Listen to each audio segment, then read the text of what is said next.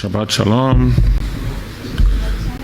It's nice to start to recognize some of the faces.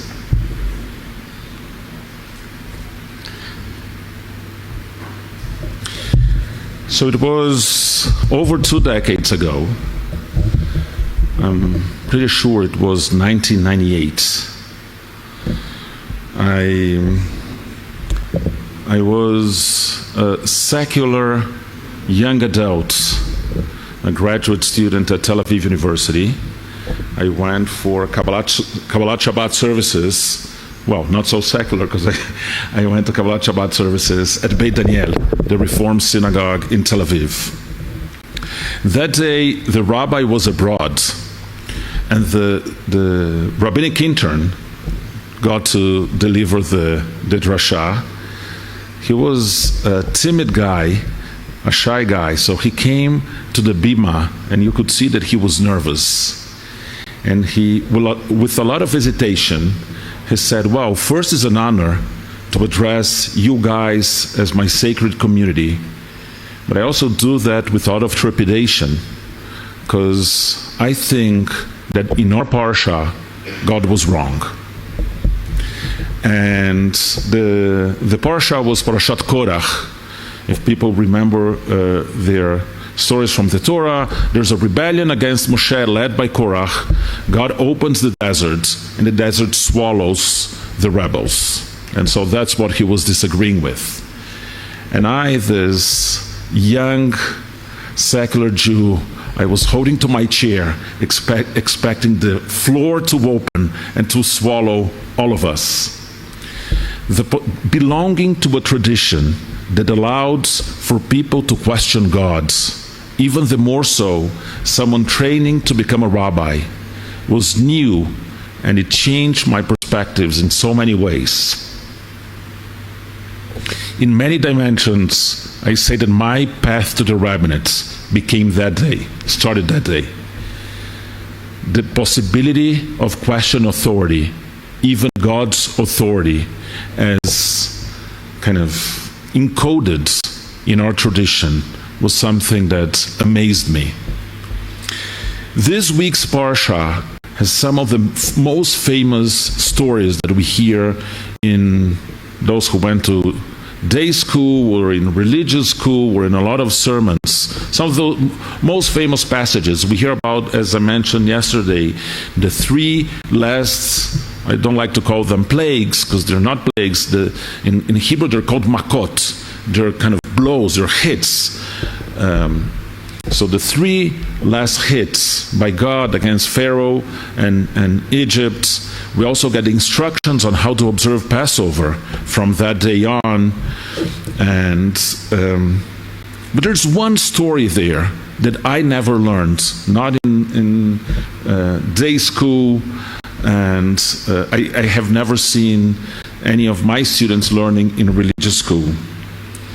And that says, in Hebrew it says, God says to Moshe, Daber na beoznei ha'am, veishalu ish me'et re'ehu, veisha me'et re'ota, klei kesef vechli za'av, vaiten Adonai etchen ha'am beinei Mitzrayim.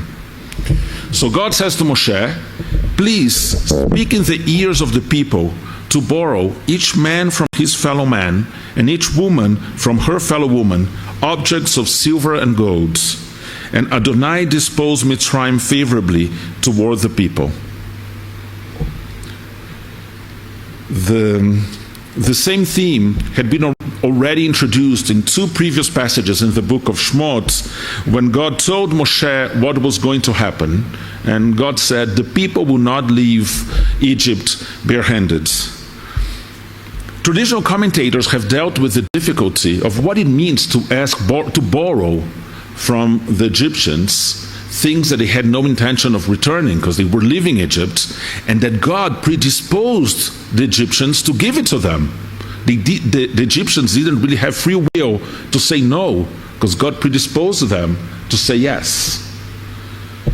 So traditional commentators did not really like criticizing neither our ancestors, much less gods, even though in the Jewish tradition, for our ancestors to disagree with God is not uncommon. When God told Abraham to destroy Sodom and Gomorrah, God said, "Will the justice of all earth not judge this case with justice?" And when God told Moshe to destroy the Israelites, Moshe answered, "What will other people say? Don't do that." And our people received our name, Bnei Israel. In tradition, the name Jewish is fairly recent, maybe from the last 200, 300 years, even though it appears already in Megillat Esther, which is much older. But for most of the Talmud and the Jewish tradition, the Jewish people is called Israel, the children of Israel. And the meaning of the word Israel is the one who fights with God.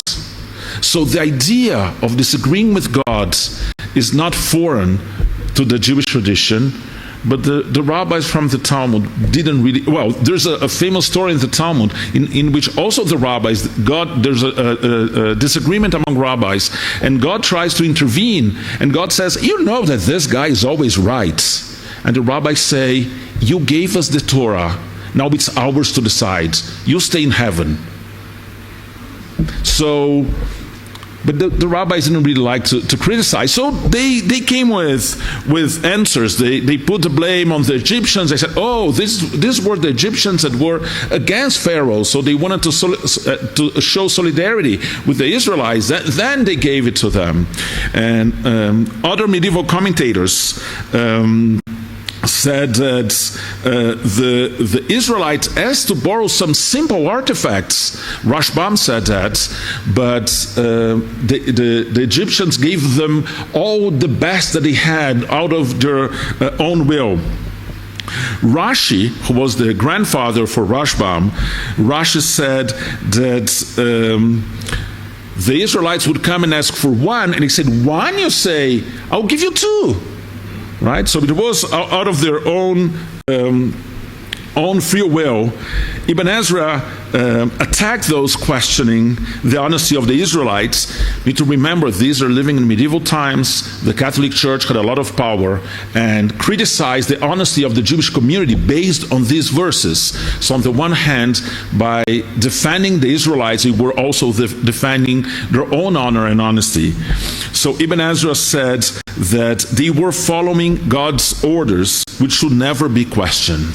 Remember this. They were following God's orders, which should never be questioned. God created everything and can take it from one and give it to another.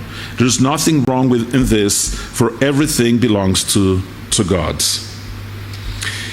And so a question I have, if we go back to the text, to the biblical text that I read to you, Dabir na beoznei ha'am. Please speak to the ear of the people. Please whisper to the people. If there's no problem with what God is asking the Israelite to do, why is this whisper? Why is God hiding what God is asking the Israelites to do? The commentators never really address that. Some modern commentators have also addressed the issue. Nehama Leibovitz, one of the greatest biblical commentators in Israel in the second half of the 20th century, she argued that it would have been understandable if the Israelites, after 400 years of slavery, had taken the initiative for demanding artifacts from the Mitzrim, from the Egyptians, either as a compensation for their labor or as gifts. But the fact that God had instructed them to do so, revealing a premeditated divine plan, is the source of our discomfort. Could God have instructed the Israelites to do something ethically dubious? Beno Jacob, a German commentator who lived in the first half of the 20th century, argued that the Israelites never had the intention of misleading the Egyptians, and that the punishment of Mitzrayim was intended to teach both Egypt and Israel not to oppress the stranger. Furthermore, the gold, silver, and clothes were farewell gifts given by the Egyptians to the Israelites before the 10th plague, not because of fear of an impending death, but out of sympathy with the Israelites' suffering. Beno Jacob argues that the gift should be understood as a public protest against Pharaoh's actions, showing how the receptive hearts of the Egyptians were contrasted to the Pharaoh's hardened hearts. The people remembered Joseph's actions and were impressed by God's power through the blows when God asked Moshe to instruct the Israelites to approach Egypt. The use of the word "na," please, in God's instructions indicates God's concern that the Israelites would feel so triumphant after the killing of the firstborns that they might reject the farewell gifts offered by the Egyptians.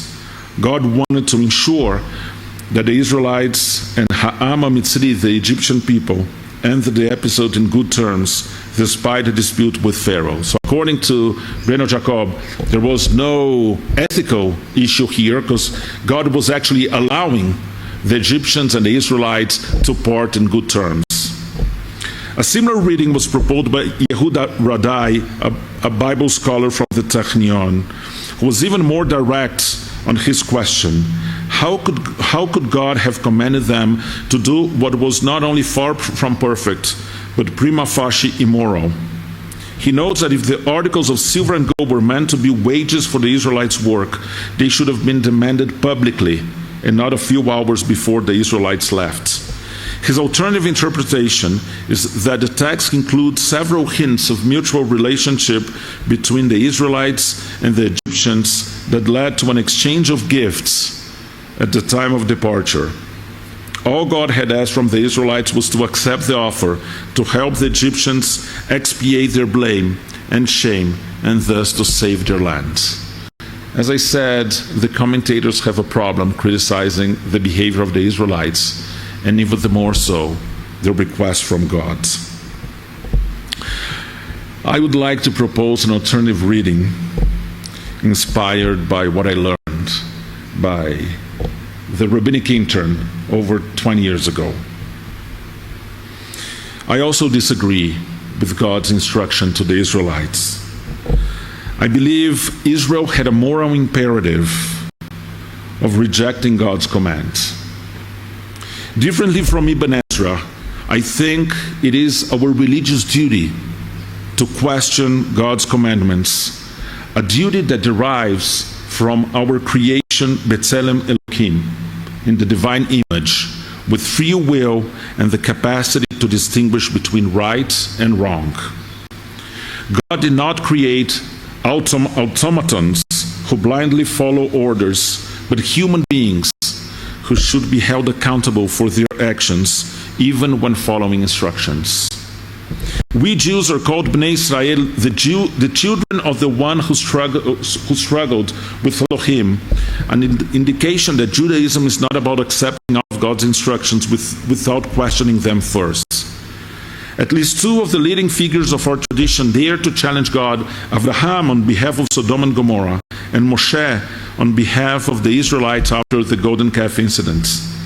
Interestingly, though, when God asks Moshe to instruct the Israelites, the people are not called Bnei Israel, but Ha'am, the people. As a test to the people, God softly requested them to spoil Mitzrayim, and Bnei Israel failed the test. After the blow of darkness afflicted Mitzrayim, a moral darkness fell over Israel, and the people put their anger towards the Egyptians above their obligation to act ethically, stripping Egypt from valuable objects. Radai, a medieval commentator, has noted there are only 4 times in the entire Tanakh when God uses the particle na, please, when addressing human beings. 1, when Abraham and Lot departed ways. 2, when Abraham complained that he was growing old and still did not have a son. 3, when God instructed the Akedah, the binding of Isaac. And 4, when God instructed the Israelites to spoil Mitzrayim. All episodes in which God requests tasks that cannot be fully understood rationally. The Akedah especially has been often understood as a test for Abraham, one that commentators have not agreed whether he passed or not. The use of the same language in our passage corroborates the reading of these episodes as God testing the Israelites.